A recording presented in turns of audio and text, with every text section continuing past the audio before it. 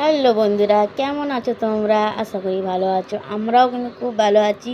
তো তোমাদের কাছে একটা নিউ ব্লগ ভিডিও নিয়ে আবার চলে এলাম। তো ব্লগ ভিডিওতে আগেকার ভিডিওতে তোমাদেরকে আমরা বলেছিলাম যে আমাদের একটা ছোট্ট দোকান আছে। সেই দোকানটার ভিডিওতে আজকে আমাদের কেউ 50খানা সিঙাড়ার অর্ডার দিয়ে গিয়েছে, মানে সমোসা, কেউ সিঙাড়া এটাই বলে।